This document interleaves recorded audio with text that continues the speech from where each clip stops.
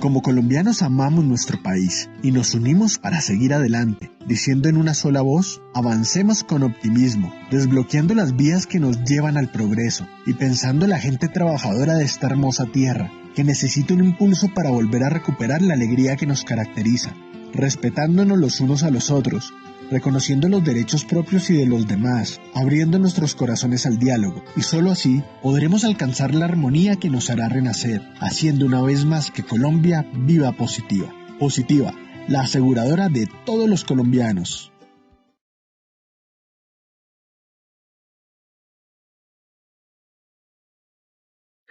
Muy buenos días para todos nuestros asistentes. Reciban un cordial saludo desde Positiva Compañía de Seguros y Positiva Educa. Soy Wilmer Carrasquilla y les doy una muy especial bienvenida a nuestra acción educativa de la Comunidad Nacional de Conocimiento en Investigación de Incidentes y Accidentes de Trabajo, con la temática titulada Proceso legal ante el Ministerio de Trabajo frente al accidente grave y mortal. Damos la bienvenida a nuestra experta de la comunidad, la doctora Hilda Yanice Velasco Alarcón. Ella es abogada, especialista en Derecho Constitucional, life coach profesional, auditora de cumplimiento legal. Doctora Hilda, muy pero muy buenos días y bienvenida.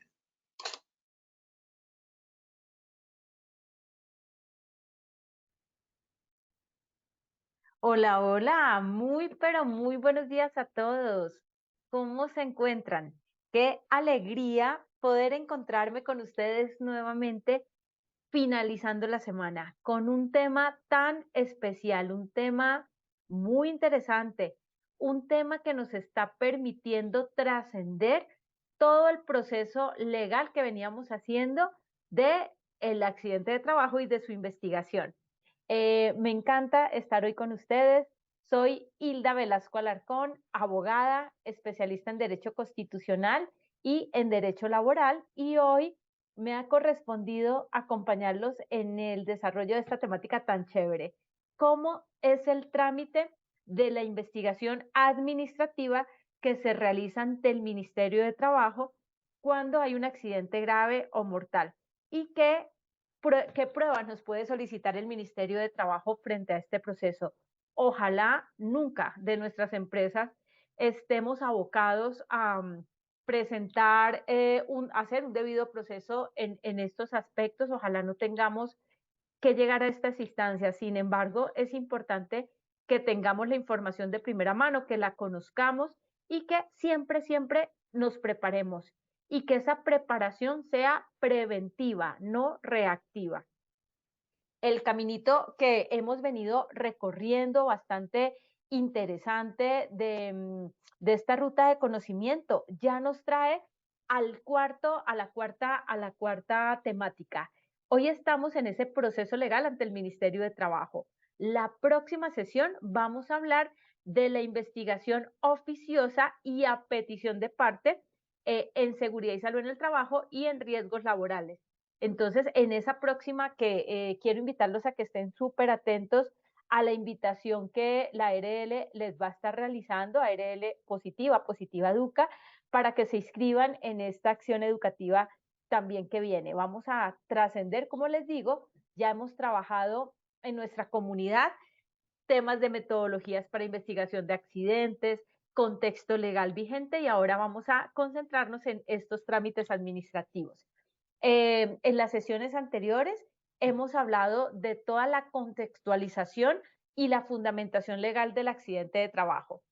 Hemos tratado temas relacionados con la casuística enfocada a ese suceso repentino y por ese suceso, el suceso repentino y todo lo que connota la causa o la ocasión del accidente de trabajo. Hemos hablado de qué es la culpa grave de la víctima. Si en algún momento ustedes se han perdido alguna acción educativa y quieren repasarla o quieren repetirla porque quizás quieren involucrar a la alta dirección en estas temáticas o capacitar a su COPAS, recuerden que todas estas grabaciones quedan cargadas en la ruta de Posipedia. Posipedia es un repositorio, es una biblioteca donde se carga toda esta información. Y esta información queda cargada más o menos 8 días aproximadamente después de la acción educativa. Entonces, muy chévere que se estén formando aquí conmigo, que me estén acompañando tan juiciosos como siempre lo han venido haciendo. Recuerden también que esta información no se envía a los correos electrónicos.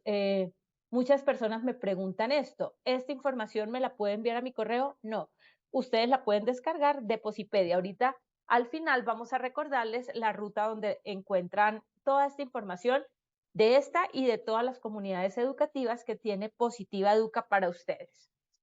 Quienes me conocen y siempre me acompañan en estas formaciones saben que me gusta y me encanta empezar como conectándonos un poquito a través de una frase que quizás nos pueda servir de reflexión. Más allá, siempre les digo, más allá de ser profesionales en lo que hacemos, técnicos en lo que hacemos, de hacer un trabajo maravilloso, porque estoy segura que todos damos todo de nosotros para que las cosas nos salgan bien en el trabajo, recordemos que somos historias de vida, que somos mamás, que somos papás, que somos hijos, que somos esposos, esposas, que alguien nos está esperando en casa y darle a ese alguien que nos espera en casa la satisfacción que regresamos bien, que regresamos íntegros. Entonces, hoy quiero decirte que no juzgues cada día por la cosecha que recoges, sino por las semillas que vas plantando. ¿En qué terreno estás sembrando la semilla que hoy estás dejando? ¿Qué quieres cosechar mañana? Si tú y yo nos encontramos en 5 años, imaginemos que nos vamos a encontrar por la vida, que la vida nos va a permitir encontrarnos el 14 de julio del año 2028 y yo te pregunto, ¿qué ha sido de tu vida? ¿Qué me contestarías? Para que me contestes eso que tanto has soñado, ¿qué estás sembrando hoy? Entonces, esa es la reflexión que quiero dejarte. ¿Qué estás sembrando hoy para cosechar mañana? Hoy vamos a realizar 3 momentos puntuales, 3 momentos específicos. Esta es la tabla de contenido que nos hemos propuesto en esta acción educativa. Los voy a llevar por conceptualización. Siempre me encanta que los conceptos los tengamos claros, que tengamos la información desagregada, que comprendamos esas palabras que son rectoras y esos verbos rectores de los conceptos. Entonces, hoy vamos a comprender qué es el accidente grave y qué es el accidente mortal, basados en lineamientos legales vigentes. Vamos a hablar también del trámite legal del proceso de investigación del accidente grave y mortal, pero no de la investigación que hacemos internamente en las empresas, que estamos obligados a hacerlas dentro de los 15 días siguientes a la ocurrencia del accidente. El trámite legal y esta investigación es la investigación administrativa que apertura como una querella de oficio el Ministerio de Trabajo. Entonces, ahorita les voy a decir qué es eso de la querella de oficio, cómo nos puede llegar la información, qué pruebas nos puede solicitar el Ministerio de Trabajo cuando nos apertura una investigación, cuando encuentra que hay mérito para hacerlo. Y les voy a compartir esa preparación del trámite o la preparación de los documentos que siempre deben tener organizados. Amigos, miren, quizás hoy esta acción educativa sea una alerta, sea una alarma, sea una lucecita que se enciende para decirte que organiza muy bien la información, manténla ordenada en las historias laborales, mantén ordenados tus archivos de seguridad y salud en el trabajo. No dejes el proceso de seguridad y salud como algo porque sí nos toca hacerlo, porque algo que tocó hacerlo, no lo veamos así, veámoslo como un proceso tan importante que nos pueda ayudar a blindar jurídicamente al empleador y a las personas que trabajamos como delegados autorizados por el mismo. Entonces, veámoslo realmente, más que como un gasto, como una inversión. Entonces, de esto que les estoy contando, el objetivo general de esta acción educativa es que los quiero llevar por lineamientos legales frente al trámite. O sea, cuando hablamos de trámite, algo que sea práctico, de la presunta investigación administrativa que el ministerio puede aperturarnos. Y les hablo de presunta porque la presunción es un riesgo que corremos, que puede darse o de pronto no se da. pero créanme que cuando hay un accidente grave o mortal, el proceso de investigación, así sea un año después, se lleva a cabo, el proceso de investigación del Ministerio de Trabajo a la empresa. No confundamos, no vayamos a confundir, y esto se los quiero dejar claro el día de hoy, el proceso de investigación administrativa que puede ejercer el Ministerio de Trabajo a través de su inspector de trabajo, de la dirección territorial, por la competencia que tiene dada por la Constitución Política de Colombia y por otros lineamientos legales que ya les voy a compartir. Eso es un tipo de investigación, pero también está la investigación que la empresa debe surtir. Si ustedes quieren reforzar metodologías y todo el tema y proceso de la investigación del accidente que debe realizar la empresa cuando hay un accidente, así sea leve o un accidente grave o mortal, pueden remitirse a la comunidad de investigación de accidentes en Posipedia, que ahí tenemos todas las acciones educativas que hemos dado frente a esto. Tenemos material y bibliografía maravillosa para que ustedes puedan repasar. Entonces, hoy vamos a hablarlo frente a esa acción administrativa de vigilancia y control que ejerce el Ministerio de Trabajo. Entonces, frente al accidente grave y mortal, eso es lo que vamos a enfocarnos. Quiero que hoy se lleven 3 cosas fundamentalmente, que se lleven puesto para su casa, como yo digo, que se lleven hoy. El concepto de accidente grave y mortal. Entonces, vamos a repasar ¿qué es el accidente grave? ¿Cómo lo determinamos? Partiendo de la resolución 1401 de 2007. Vamos a hacer un repasito también del accidente mortal frente a la protección del bien jurídico tutelable que es la vida cuando ésta es afectada por un peligro, por un riesgo que no fue subsanado en la empresa y que puede causar la afectación de la vida de la persona. Vamos a analizar las pruebas. Entonces les tengo al final un listadito de pruebas, de 14 pruebas que nos van a solicitar. Y se los digo con conocimiento de causa, se los digo por experiencia, porque he acompañado a empleadores a documentar la información pertinente para que el Ministerio de Trabajo pueda tener méritos para, ojalá, archivar ese proceso de investigación. Por eso es tan importante que las cosas las hagamos bien desde el principio, que entendamos que todos los registros y todos los documentos que salen del sistema de seguridad y salud en el trabajo tienen fuerza probatoria.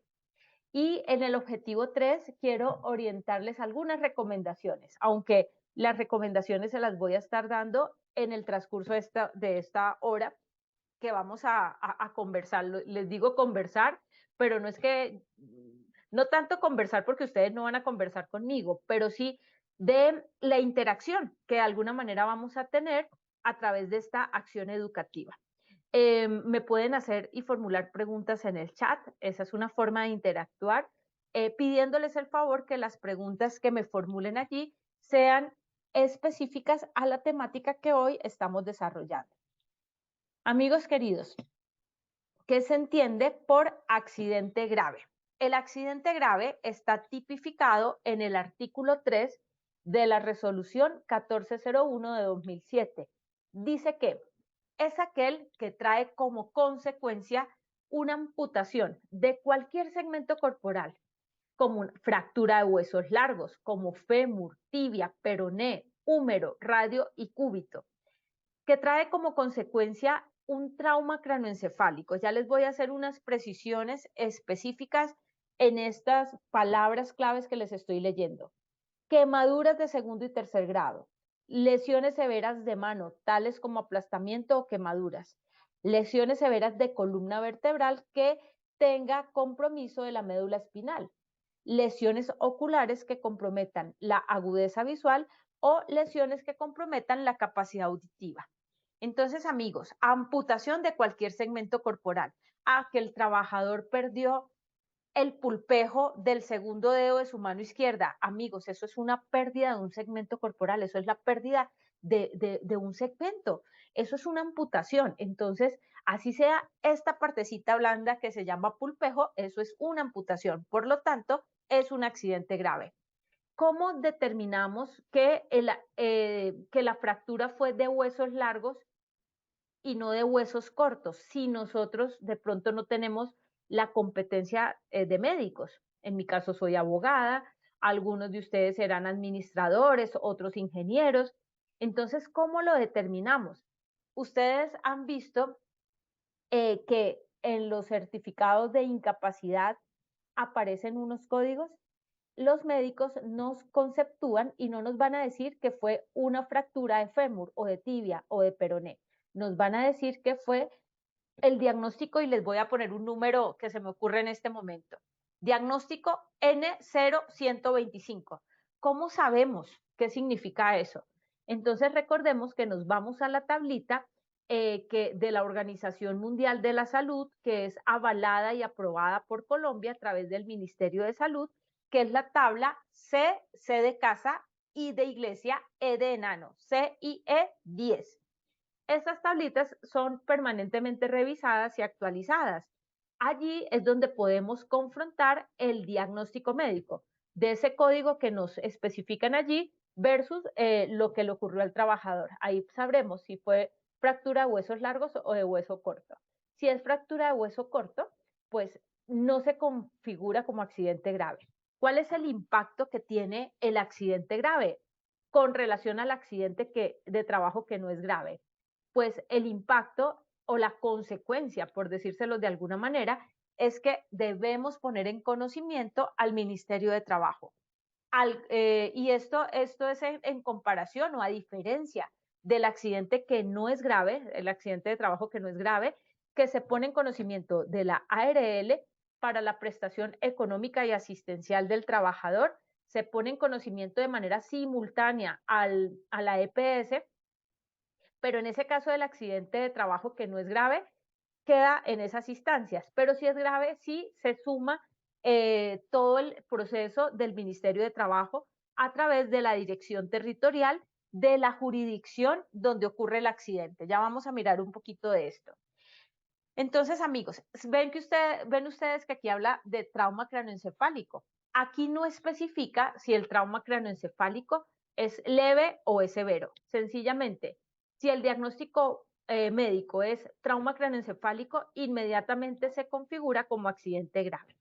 Esto es importante para que tengamos claridad del concepto de accidente grave y cuál es su connotación e impacto legal que debemos poner en conocimiento dentro de los 2 días hábiles siguientes a la ocurrencia del mismo al Ministerio de Trabajo. Amigos queridos, ante esto, ante el accidente mortal o la fatalidad, ojalá que no tengamos que vivenciarlo.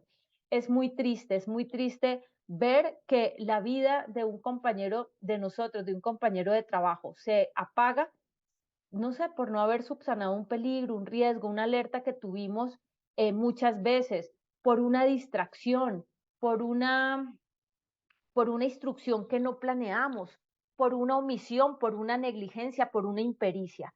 Entonces, ojalá no tengamos que vivir este proceso.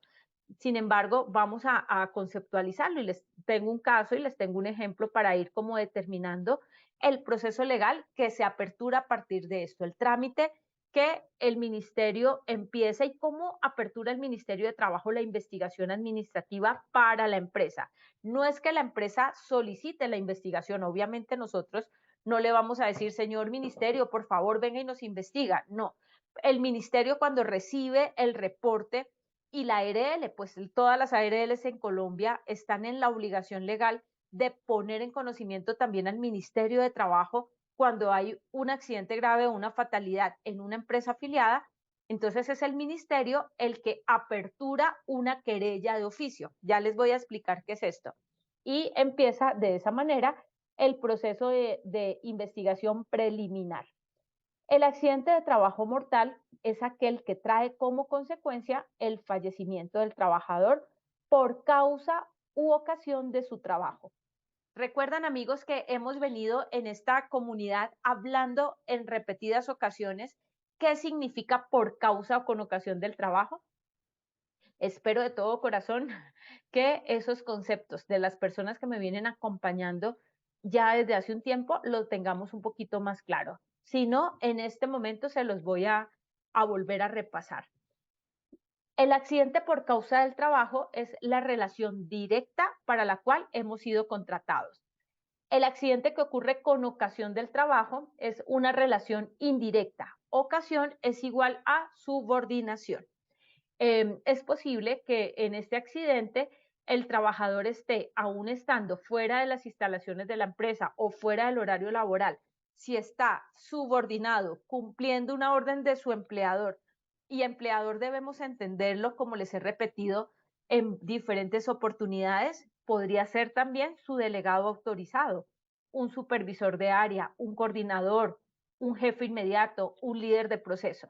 Entonces, ocasión es igual a subordinación. Nunca se les olvide esto.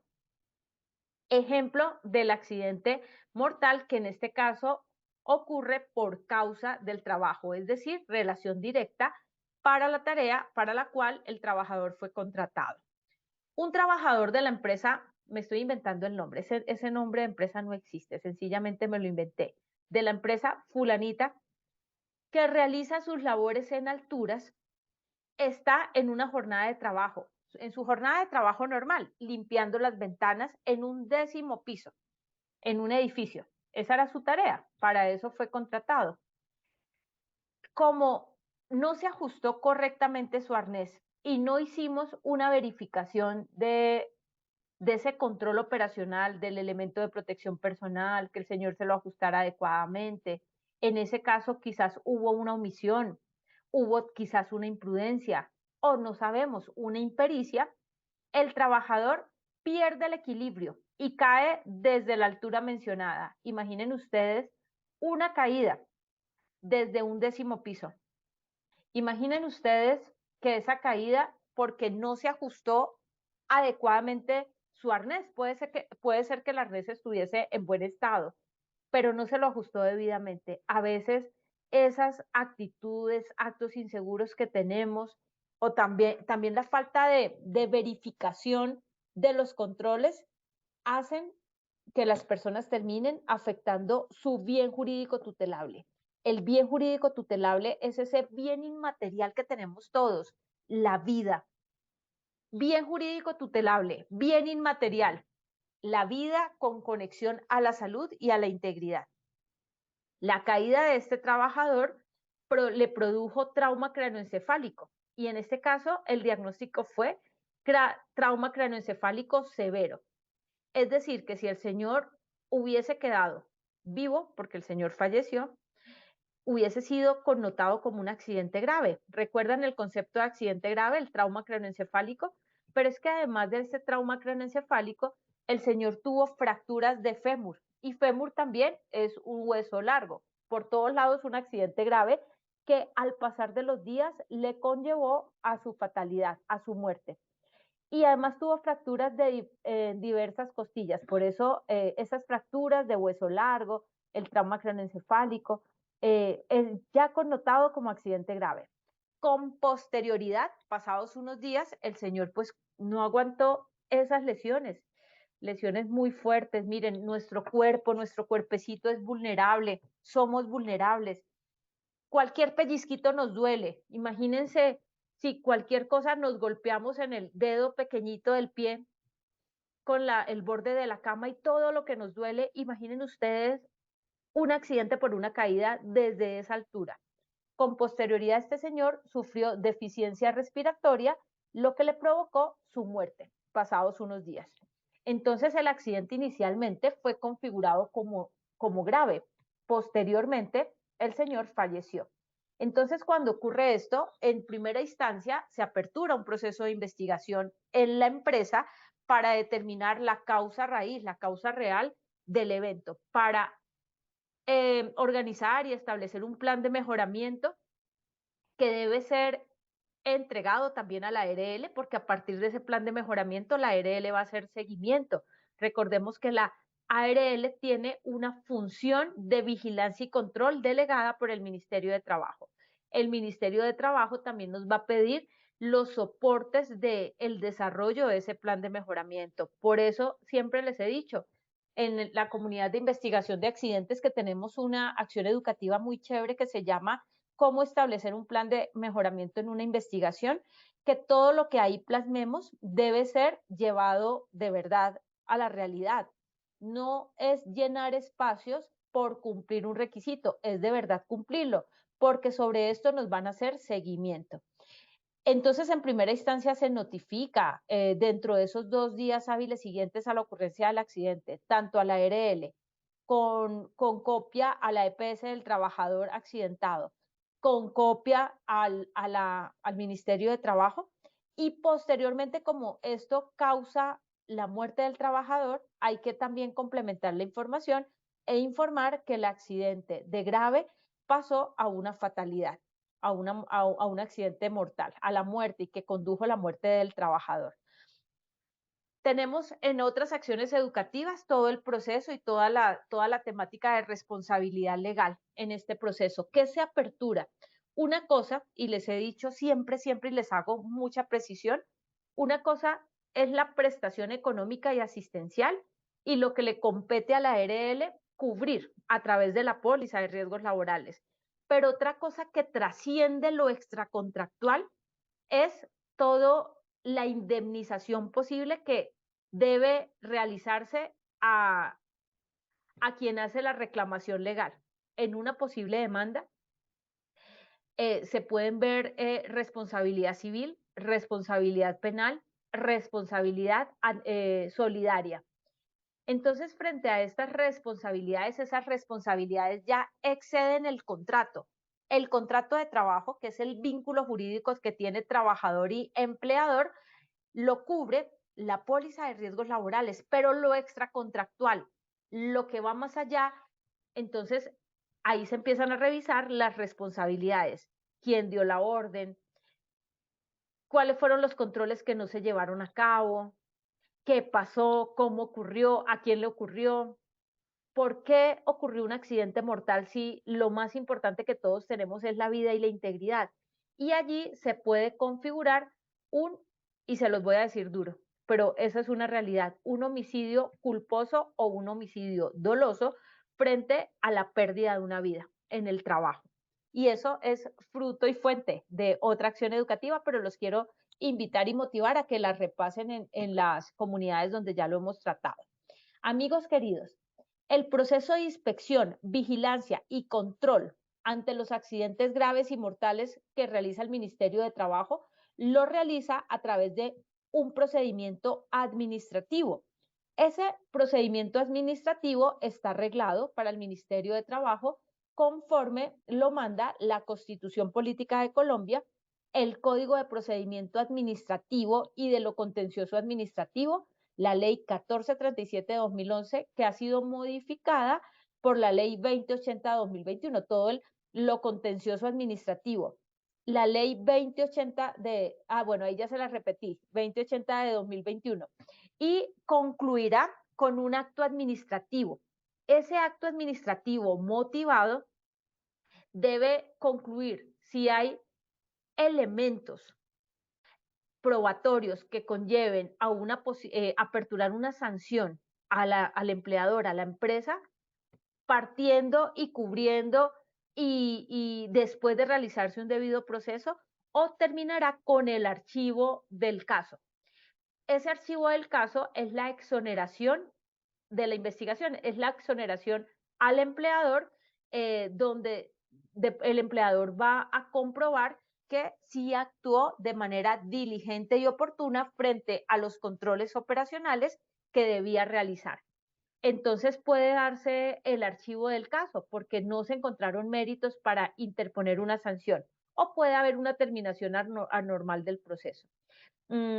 A veces las sanciones sí se dan. Hay personas que dicen, no, el ministerio no vigila, no controla, ¿qué va a sancionar? ¿Qué va a sancionar?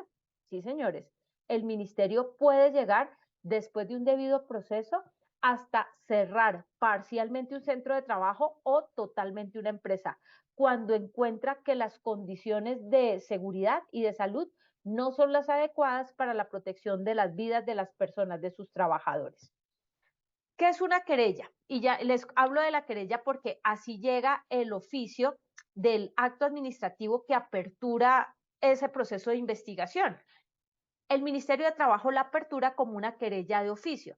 Esa querella de oficio puede ser una petición verbal, escrita o por medios electrónicos, vía correo electrónico. Entonces, a la empresa le puede llegar una notificación física o les puede llegar a través del correo electrónico que tienen oficial de la empresa para ese tipo de notificaciones. ¿A dónde llegan estas notificaciones? En los registros, en los certificados de Cámara y Comercio y en los certificados del RUT, aparece un correo oficial del empleador, de la empresa. Allá, a esos correos oficiales es a donde llega la información. Por eso es tan importante que permanentemente se estén revisando este tipo de correos. A veces uno los olvida, los deja pasar, no los mira, pero miren que ahí en esos correos oficiales que aparecen en certificados de Cámara de Comercio o en los certificados del RUT, como les he contado, es donde llega este tipo de información. Raras veces llegan a los spam, pero también hay que estar revisando los correos spam porque de pronto por allí tenemos alguna solicitud. Y hay unos tiempos de ley que da el Ministerio de Trabajo para las respuestas y nos dan unos tiempos también para interponer recursos de apelación o de reposición según corresponda, y esos tiempos se deben cumplir. Si dentro de los tiempos que el Ministerio de Trabajo nos da para aportarles unas pruebas que demuestre que el empleador actuó de debida forma, con su debida diligencia frente al caso y aportando todos los documentos preventivos del manejo de la situación para demostrar que hicimos todo lo necesario para evitar el accidente antes de que este se produjese y que de pronto el mismo se produjo fue por culpa grave de la víctima, nos dan un tiempo de ley. Generalmente son 10 días después de recibida esa notificación. No nos pasemos de estos tiempos, porque pasarnos de esos tiempos también está demostrando, uno, que no estamos interesados en demostrar diligencia y oportunidad, y nos podrían decretar la obstaculización del proceso de investigación que hace el ministerio y nos pueden sancionar. Sanciones económicas y, como les digo, de alto impacto hasta el cierre parcial o total de una empresa. Entonces, esa querella es presentada por parte o un tercero interesado ante la autoridad administrativa del trabajo. Un tercero interesado, el mismo trabajador accidentado, puede interponer esta querella, esta solicitud a través de un derecho de petición al Ministerio de Trabajo para que él mismo empiece un proceso de investigación. En la próxima acción educativa que tengamos, vamos a concentrarnos en qué tipo de peticiones nos pueden hacer en seguridad y salud en el trabajo en general y en riesgos laborales. Y les voy a contar casos y cosas en general que nos pueden, por los que nos pueden hacer una investigación. Entonces, esta querella es con el fin que se adelante una actuación administrativa que permita verificar el cumplimiento de normas laborales, individuales, colectivas, del sistema de seguridad social en pensiones o en riesgos laborales. Entonces, miren que el Ministerio de Trabajo tiene una competencia súper grande, súper amplia en todo el tema laboral, en todo el tema de pensiones y en riesgos laborales. Entonces, en la próxima acción educativa vamos a concentrarnos en cuáles son esas peticiones que nos pueden realizar. El inicio del proceso, amigos, un procedimiento administrativo de parte del Ministerio de Trabajo hacia nuestra empresa podría iniciarse, como les decía, de manera oficiosa. Oficiosa es que el inspector de trabajo la apertura por escrito por parte del servidor competente del ministerio. Eso es en primera instancia y así se puede hacer. O por solicitud de parte, ese tercero interesado, ese trabajador. Me voy a adelantar un poquito a la acción educativa siguiente. Al que no se le entregó dotación nunca y tenía derecho a que se le entregara su dotación. Entonces hace una solicitud de parte, un derecho de petición, que también lo puede hacer a través de los medios electrónicos que tiene el Ministerio de Trabajo para escuchar y atender quejas, sugerencias, solicitudes de parte de la comunidad, de los ciudadanos. ¿Y cuál es la parte interesada más importante del Ministerio de Trabajo? Es el trabajador. Entonces, esa solicitud de parte puede ser verbal, escrita o por medios electrónicos. Recordando que un derecho de petición puede hacerse verbal y el servidor público, en este caso un inspector de trabajo es un servidor público, está en toda la obligación de recibir la petición. El interesado en este caso se llama a la empresa a la que se le está interponiendo esa querella o a la que se le está aperturando el proceso de investigación administrativa. Tiene derecho a su legítima defensa, su defensa. El tema del término legítima defensa uno lo escucha mucho en el tema penal, ¿no? Mi defensa, legítima defensa, pero aquí lo hablamos desde un debido proceso. Artículo 29 de la Constitución Política de Colombia, donde nos habla que tenemos derecho a, eh, a interponer recursos, a ser escuchados, a poner objeciones, si esto es el caso, y a defendernos, a controvertir las pruebas que se nos están interponiendo. Entonces aquí la persona o la empresa, el empleador, que puede ser una persona natural o jurídica, a quien se le está aperturando el proceso de investigación administrativa de parte de esta autoridad legal, tiene derecho a su defensa y a su contradicción. Esa defensa y contradicción es la que se debe realizar dentro del tiempo que nos están dando. Generalmente, como les decía, son 10 días siguientes a haber recibido la notificación. En algunas acciones educativas les he hablado de qué significan días siguientes o días calendario. Cuando hablamos de días siguientes, debe suponerse que son días hábiles. Si el artículo o la notificación nos habla en términos de días calendario, es de corrido, contando sábados, domingos y festivos. Generalmente nos hablan de días siguientes, es decir, días hábiles. La solicitud verbal para inicio de un proceso de investigación administrativa, solicitud verbal es un medio válido de recepción de las querellas. Por eso también el Ministerio de Trabajo tiene dispuesto en sus oficinas los espacios para que los trabajadores asistan a interponer sus quejas o sus solicitudes cuando tienen una diferencia o tienen de pronto alguna inquietud frente a algún proceso legal laboral.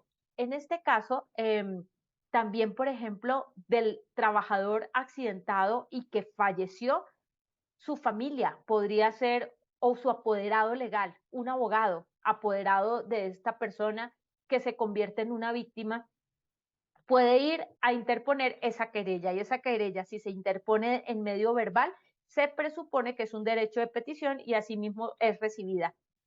Entonces, todo ese tratamiento se da conforme lo establecido en el Código de Procedimiento Administrativo y de lo Contencioso Administrativo. Por lo tanto, ningún servidor del ministerio puede negarse a recibirla. Entonces, ¿qué es lo que nosotros como empresas, como empleadores, como responsables del sistema de gestión debemos tener en cuenta? Recordar que cualquier información que sobrevenga del sistema de seguridad y salud en el trabajo tiene fuerza probatoria. Por lo tanto, todo lo que allí consignemos debe ser información clara, veraz y verificable. Clara porque la información no debe poseer, por ejemplo, enmendaduras. Un documento, un registro, que puede ser un registro de capacitación que esté enmendado, esto me puede estar demostrando que estoy alterando un documento legal que puede ser un registro de inducción, de entrega de un elemento de protección personal, que estoy alterando una firma. Ojo con esto porque esta información debe ser súper transparente en todo sentido.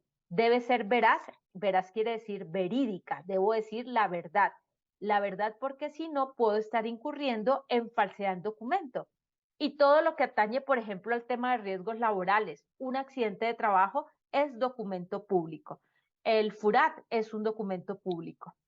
Y debe ser verificable porque debe estar disponible a las autoridades de control, a un juez de la República en caso de que el proceso trascienda una demanda, o también a una autoridad legal que es un inspector de trabajo. Hay una averiguación preliminar que apertura el ministerio. Entonces, escuchen lo siguiente, amigos. Si fruto del análisis oficioso, es decir, de la primera instancia que nos piden una información, la empresa la aporta. El inspector de trabajo revisa todas las pruebas y las confronta con el caso presentado, con el accidente grave o fatal, y encuentra méritos suficientes para interponer una sanción, porque puede haber una culpa, de pronto la culpa puede ser del empleador, puede ser culpa grave de la víctima o puede ser una culpa del empleador cuando no se tuvo en cuenta los controles necesarios y suficientes para salvaguardar la vida de una persona, cuando no dispusimos los recursos suficientes y necesarios para salvaguardar algo. Por ejemplo, controlar una máquina, hacerle el debido mantenimiento y por causa de esa omisión que tuvo de pronto el empleador, puede causarse el daño al trabajador. Entonces, en ese caso, si las pruebas son suficientes y el inspector de trabajo se da cuenta que ya con la información que tiene puede obviar la práctica de averiguación preliminar, puede dar inicio inmediatamente a un proceso administrativo sancionatorio. Obviamente, una sanción no se va a interponer así porque sí, así porque a mí se me ocurrió que es tanto. No, primero hay un debido proceso, porque como les digo, todos tenemos derecho a ejercer el derecho que tenemos de contradicción, a ejercer el derecho de contar, de informar, de defendernos. Eso es un derecho legítimo que todos tenemos. La competencia. ¿Quiénes son competentes en este caso entonces para interponer, por ejemplo, una sanción o para aperturar el proceso de investigación administrativa o de aperturar esa querella de oficio al empleador? Entonces es competente la dirección territorial del domicilio del querellado. Esto es importante que lo tengamos claro, la dirección territorial. Y esto es en concordancia con lo establecido en el artículo 28 del Código General del Proceso.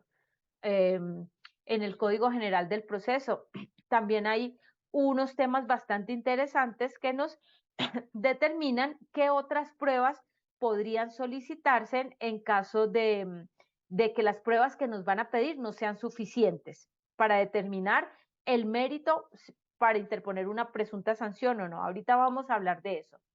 El funcionario llamado a tomar la decisión final dentro del proceso, en todo caso será, en materia de riesgos laborales, serán los directores territoriales. Recordemos que el inspector de trabajo tiene competencias muy amplias en temas de pensiones, en temas legales laborales, código sustantivo del trabajo, entre otros. Pero aquí en nuestra instancia, directamente riesgos laborales es el director territorial. Y tenemos una dirección también de riesgos laborales específica. Está la dirección territorial y tenemos el director de riesgos laborales. Entonces, esas son instancias que nos pueden aperturar un proceso de investigación o un proceso sancionatorio. El acto administrativo que ponga fin al procedimiento administrativo de carácter sancionatorio contiene. ¿Qué contiene entonces si se encuentra mérito para interponer una sanción? Que ojalá, amigos, eso no nos vaya a corresponder en nuestras empresas. Conozco empresas en las que se han interpuesto multas bastante onerosas.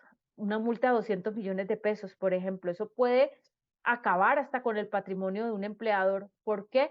Porque se ha omitido información del reporte del accidente de trabajo, porque conociendo que el trabajador se accidentó, no hicimos nada por hacer la notificación o no hicimos nada por ayudarlo, no sé, en la atención de primer auxilio o en la atención médica, o porque no estamos controlando los peligros y riesgos y ya en diversas ocasiones eso nos ha causado accidentes, entonces sí nos pueden interponer multas. Ahorita les voy a mostrar un cuadrito que nos va a resumir esta información.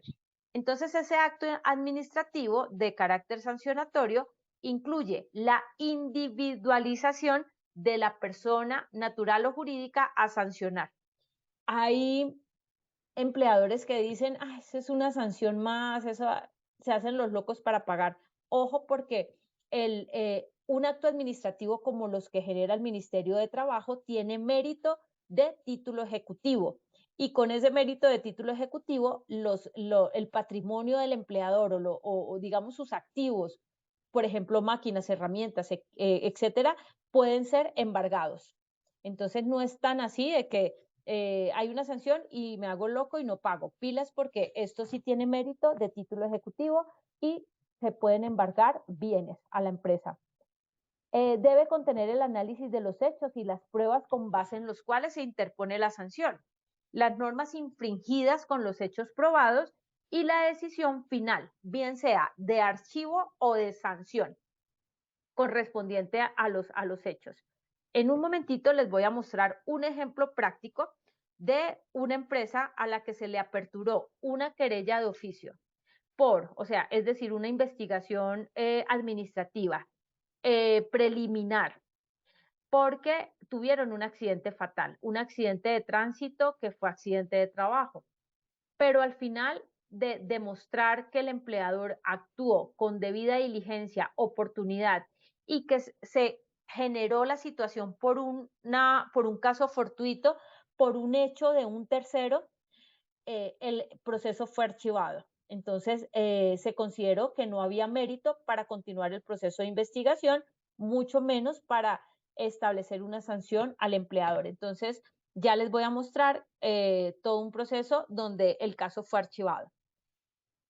El tema de la graduación de las multas. Les dejo en la bibliografía el link para que podamos consultar con mucho más detalle este decreto.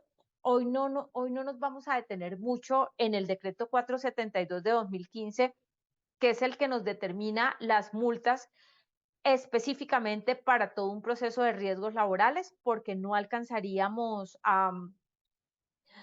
hoy con el tiempo que es bastante limitado, pero sí se los traigo con este cuadrito.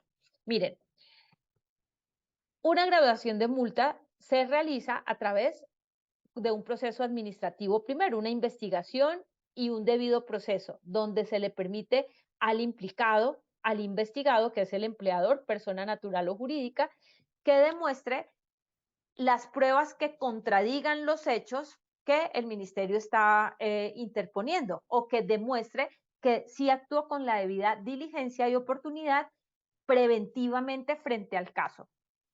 Si somos microempresa, debemos entendernos como hasta 10 trabajadores. Pequeña empresa de 11 a 50 trabajadores. Mediana empresa de 51 a 200 trabajadores. Gran empresa de 201 o más. Esto se empieza a tipificar de acuerdo a los activos totales que tiene la empresa. Y estos activos totales, pues, ¿cómo se comprueban? A través de los balances contables. Y esos activos totales se van determinando con salarios mínimos. Entonces, activos totales microempresa, menos de 500 salarios mínimos mensuales legales vigentes. Pequeña empresa, entre 500 a 5.000 salarios mínimos. Mediana empresa, entre 100.000 a 610.000 VTs. Aquí ya no hablamos en mediana empresa de salarios mínimos, hablamos de unidad de valor tributario. Esta se multiplica, no recuerdo para este año 2023 en cuánto está, pero pongámosle que cada VT se multiplica por 30.000. Cada VT va cambiando anualmente, entonces pongámosle que se multiplica por 30.000. A partir de, si somos mediana o gran empresa, ya no se tipifica por salarios mínimos, sino por VTs, unidad de valor tributario. Y más de 600, en la gran empresa, más de 610.000 VTs. Entonces, ¿por qué nos podrían sancionar? Esa investigación del ministerio que encuentra méritos para este proceso sancionatorio y para graduar multas puede ser por incumplimiento de las normas de seguridad y salud en el trabajo, riesgos laborales, por la omisión de los reportes de accidentes de trabajo o enfermedades laborales. Hay empresas que no le cuentan al Ministerio de Trabajo que tuvieron un accidente grave o mortal porque les da miedo la investigación o la sanción, pero igual, amigos, el ministerio se entera sí o sí. No omitamos esta información, informémosle porque es peor no reportarlo, es peor no informarle, porque ahí sí nos pueden determinar lo que les decía hace un ratico, la obstaculización de la acción investigadora que tiene el ministerio. Entonces, siempre es mejor ser transparentes y contar la verdad. Entonces ahí las multas pueden ir entre 1 a 20 salarios mínimos por la omisión del el reporte del accidente o mucho más abajo, entre 101 hasta 1000 salarios mínimos mensuales legales vigentes. En este caso, sí, las multas se tipifican en salarios mínimos. O el accidente de trabajo que ocasionó la muerte del trabajador por incumplimiento de normas de seguridad y salud. Miren que si es gran empresa, pueden multarla hasta 1000 salarios mínimos. Si es mediana empresa o empresa microempresa, pues esto va siendo gradual. Sin embargo, en la interposición de una multa, de una sanción económica, no exime al ministerio que pueda también cerrar, ¿no? Lo más grave, digo yo, bueno, además del accidente mortal, la pérdida de una vida o un accidente grave, es que se cierre un centro de trabajo de manera parcial o el cierre de total de una empresa, cuando la empresa de verdad no cumple ningún requerimiento en materia de seguridad y salud. Entonces, lo que siempre les digo, es mejor no exponernos. Nosotros los que trabajamos en este tema de seguridad y salud en el trabajo no somos enemigos de nadie, por el contrario, yo digo que nosotros somos unos ángeles de la guarda, yo lo veo así, que ayudamos al empleador a cuidar su patrimonio, lo que tanto le ha costado levantar con tanto esfuerzo. Entonces yo espero realmente que nos vean desde una perspectiva mucho más amigable que lo contrario. A veces hay empleadores y es que en una empresa veía que todas las oficinas súper bonitas, organizadísimas y preciso la oficina de seguridad y salud por allá en el cuarto de San Alejo, por allá la última oficina, la más oscura y la más feita. Yo decía, no entiendo por qué si nosotros realmente le ayudamos al empleador a blindarse jurídicamente y que si hay una demanda, lo ayudamos a exonerar de una culpa si el sistema de gestión está bien administrado. Entonces, para que este mensaje es para que nos quieran más y para que no nos vean como que entorpecemos el trabajo. Por el contrario, nosotros sí ayudamos a que la empresa continúe avanzando de la manera que debe ser, con legalidad. Legalidad es el cumplimiento de toda la normativa. Amigos queridos, los inspectores de trabajo tienen una potestad de policía administrativa. ¿Ustedes sabían esto? Que tienen esta potestad de policía administrativa. Entonces, mediante auto debidamente motivado, motivado es que no se podría interponer una multa así porque sí, de la noche a la mañana. Debe haber un motivo, un fundamento, unos hechos y unas pruebas que asimismo lo motiven.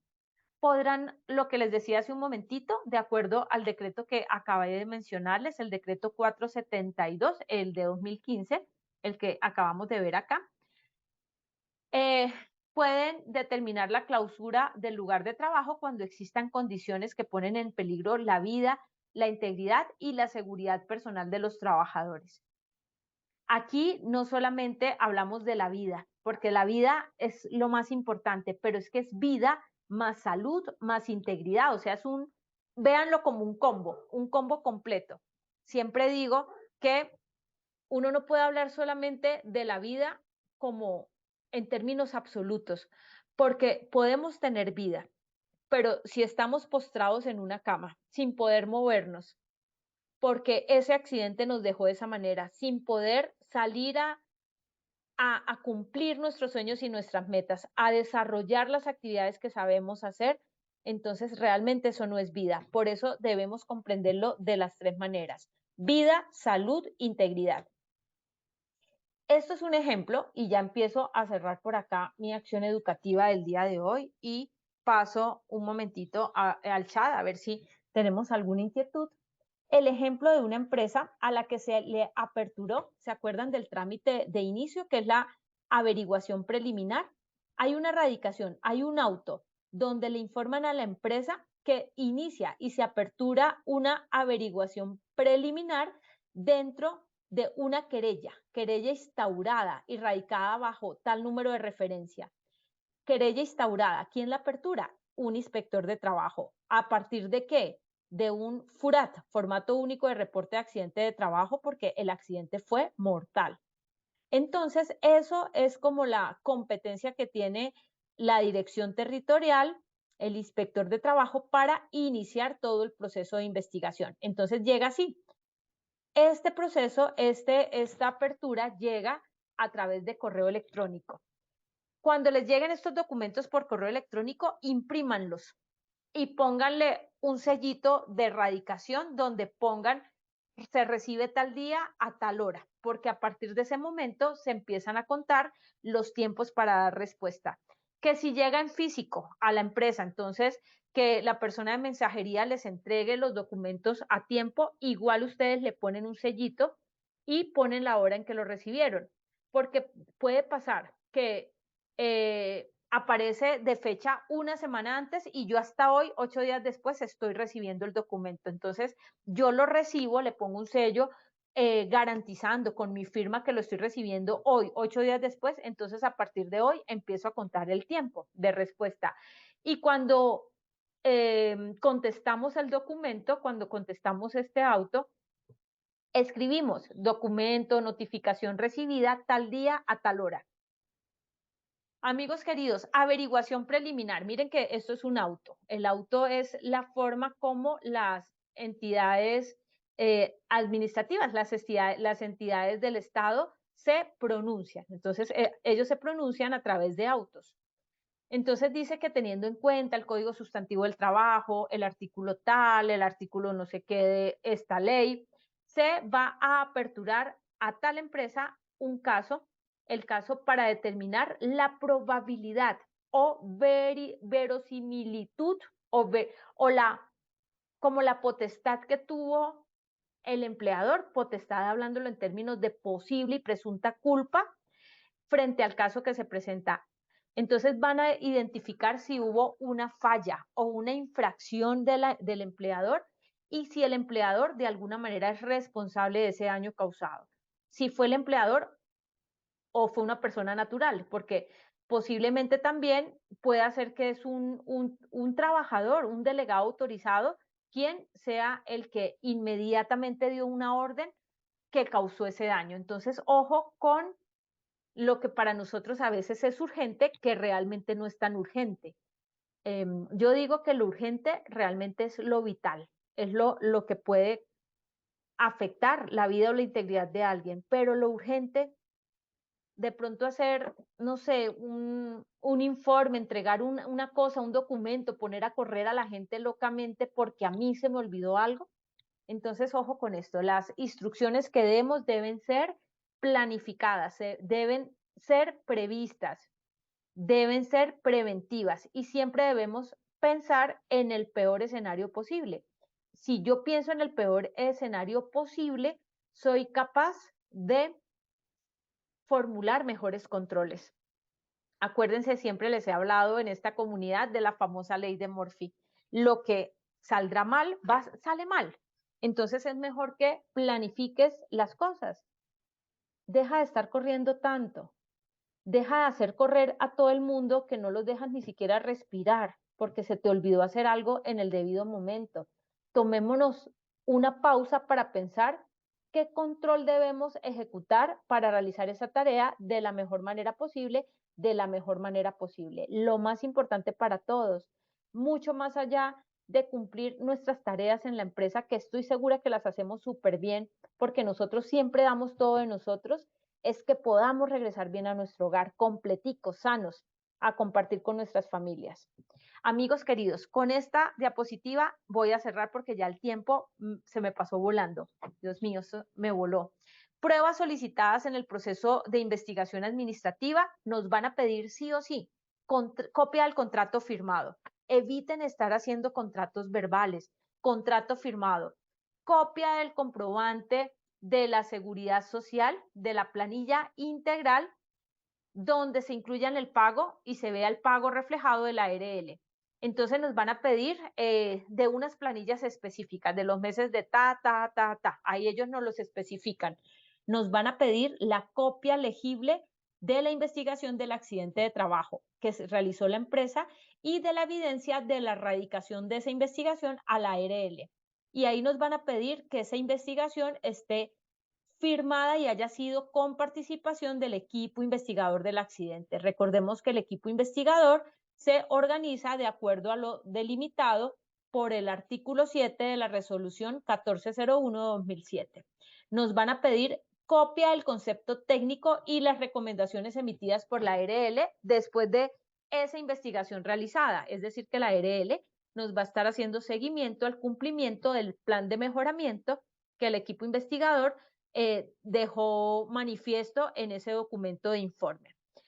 Nos van a pedir, bueno, el seguimiento que nos hace la ARL, nos van a pedir matriz de peligros y riesgos, y esa matriz de peligros y riesgos nos la piden antes del accidente grave o mortal para determinar qué controles estaban definidos, y nos van a pedir la copia de la matriz después de ese momento de accidente para determinar qué controles ejecutó la empresa para evitar que otro caso como esto se vuelva a presentar. Nos van a pedir el soporte de la entrega de elementos de protección personal previa a la fecha del accidente de esta persona. Entonces, esas entregas de EPPs llévenlas organizadas y que las personas que lo reciben asimismo determinen a través de su firma. Nos van a pedir soportes de capacitaciones brindadas por la empresa previo al accidente ocurrido, donde se le informó al trabajador accidentado los riesgos a los que se podría ver expuesto. Plan de seguridad vial en caso de que aplique. En este caso, como fue un accidente vial que condujo a la muerte de la trabajadora, nos piden el plan de seguridad vial o el programa de seguridad vial vigente para ese momento. Evidencias de capacitaciones brindadas dentro del programa de seguridad vial. Esto es puntual en este proceso. Acta de constitución del comité de seguridad vial, como les cuento que fue un accidente vial. Acta de reuniones del COPAS, actas de reuniones del Comité de Seguridad Vial dentro de unos términos de fechas que nos dan y nos piden las demás pruebas que estime conducentes, pertinentes y necesarias para demostrar su diligencia y su oportunidad dentro de esta investigación administrativa. Esta empresa, súper juiciosa, esta empresa actuaba de manera preventiva, esta empresa de verdad no escatimaba en recursos, en formación, en capacitación, una gerente súper comprometida con su gente. Entonces, posterior a esto se recibió, este documento se recibió como 6 meses después, 4 meses, 6 meses después de habernos solicitado esos documentos de la investigación. Entonces se recibió otro documento, una resolución. Anteriormente la investigación se apertura con un auto, pero esto ya es una resolución. La resolución dice, por medio de la cual se archiva la investigación preliminar. Entonces, al final de leer todos los hechos, todo el proceso fáctico, todas las pruebas, bueno, etcétera, nos dan el resuelve. El resuelve dice ordenar el archivo de la averiguación preliminar adelantada en contra de la empresa fulanita de tal en su condición de empleador, iniciada de oficio mediante la radicación tal, conforme a lo expuesto en la parte motiva de este acto administrativo. Entonces, ¿por qué, amigos? Porque dicen que no encontraron mérito para interponer una sanción al empleador. No hubo mérito porque el empleador demostró que actuó de debida forma. Entonces nos dicen que al final que podemos tener un recurso de reposición o apelación si no estamos de acuerdo. Pues obviamente estamos de acuerdo con que nos archiven el caso. Esto es un caso de cierre exitoso diciéndoselos de una manera figurada, porque no es exitoso que haya un accidente grave o una fatalidad en la empresa. Pero me refiero a que el proceso de cierre fue exitoso porque no hubo mérito para una sanción, porque se pudo demostrar que el accidente fue causa de un tercero y no fue por culpa del empleador. Amigos queridos, les estoy dejando bibliografía y voy a pasar por acá solamente a leer una pregunta porque ya el tiempo se me pasó volando. Chévere este tema, ¿no? ¿Les gustó? A mí me encanta. Todo este tema que es de riesgos laborales, derecho laboral, a mí me encanta. Bueno, por aquí hay una pregunta. Juan González, desde Inírida. Uy, desde Inírida. Qué chévere, Juan. Gracias por acompañarnos desde allá. Yo conozco Inírida, es divino. Me pregunta, ¿qué otros medios de prueba puede demostrar el empleador, además de los que nos mostraste?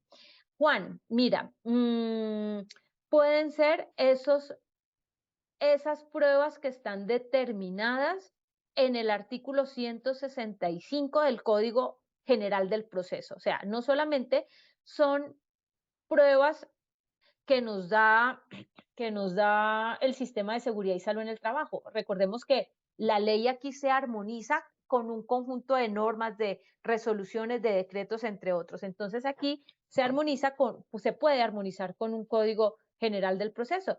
Nos pueden pedir, por ejemplo, declaración de partes, testimonios, el testimonio de pronto de terceros, y eso lo podríamos tener en cuenta durante el proceso de investigación interna que hacemos al accidente que ocurre. No quedarnos solamente con una parte de lo que solamente estamos observando. Por ejemplo, el testimonio de los compañeros es importante. Si hubo testigos, ese testimonio es clave. Todos los documentos que podamos demostrar, donde demostremos siempre la diligencia y la oportunidad en nuestra actuación, los informes, los registros de capacitación que hicimos, hasta registros, por ejemplo, de rastreo satelital, cuando hay cámaras en un vehículo. Todo eso son pruebas que nos aportan a demostrar diligencia y oportunidad y que ayudan, de cierta manera, a exonerar la culpa del empleador frente a una demanda, frente a un proceso legal. Amigos queridos de mi corazón, quiero decirles que el tiempo me voló, me encantó habérmelos encontrado el día de hoy. Les envío un abrazo súper grande, fuerte, y que disfruten este fin de semana.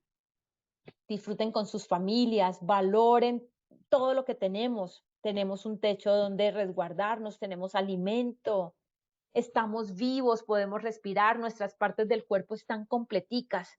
¿Qué más podemos pedir? Seguir avanzando a cumplir los sueños, las metas y ser más conscientes de nuestras acciones. La vida lo vale todo, pero vida con el combo completo: vida, salud, integridad.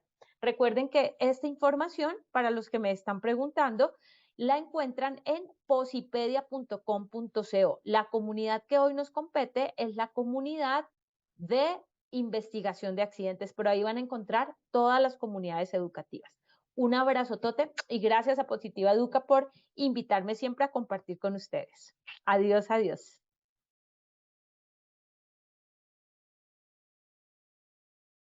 Doctora Hilda, muchísimas gracias a ti por habernos acompañado en la acción educativa de hoy. Te deseamos un excelente día, igualmente un excelente fin de semana. De igual forma, agradecemos a nuestros asistentes por habernos acompañado a una acción educativa más. Los invitamos, como bien dijo la doctora Hilda, a que conozcan nuestro centro virtual de enseñanza y aprendizaje Posipedia, www.posipedia.com.co, donde encontrarán todas nuestras comunidades de conocimiento y mucha más información para que sigan conectados con nuestro Plan Nacional Multimodal de Educación.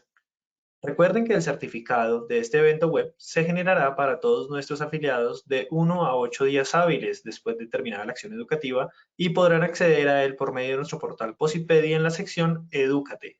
De igual forma, en www.posipediatalleresweb.com podrán acceder a nuestro cronograma de acciones educativas. Agradecemos diligenciar la encuesta de satisfacción que les aparecerá al finalizar el evento web. Los dejamos con el siguiente audio coaching. Que tengan un muy buen día.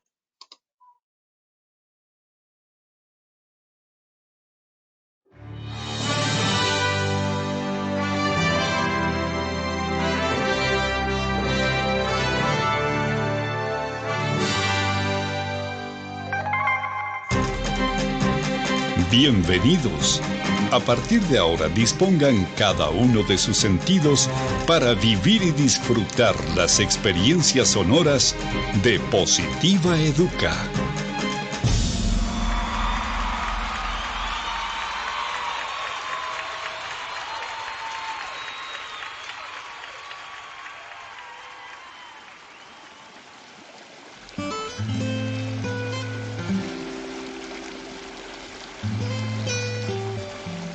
Agua.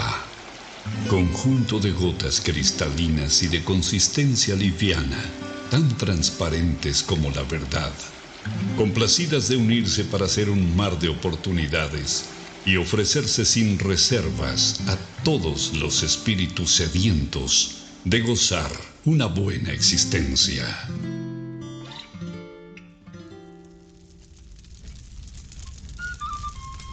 Fuego. Luminosidad calórica que abraza los corazones de todo aquel que se ilusiona, emprende, ama, anhela y lucha hasta cumplir cada uno de sus sueños. Aire. El reconfortante aliento que exhala Dios sobre nosotros en cada despertar, alentando nuestro andar para hacernos comprender que vivir es más que respirar. Vacío. Es todo aquello que estamos llamados a rebosar del infinito amor que existe dentro del universo que somos cada uno de nosotros. Deberíamos vivir más natural que materialmente para unirnos y ver el horizonte más claro, y así no encontremos toda la felicidad. Por lo menos descubriríamos el camino. Procuremos ser como el agua, transparentes, livianos a la hora de tratar a los demás y ofrezcámonos sin reservas al momento de servir y ayudar a quien nos necesita. Seamos luminosos, amigables y calurosos como el fuego, abrazando los momentos de necesidad, soledad y frío en las personas que están a nuestro alrededor.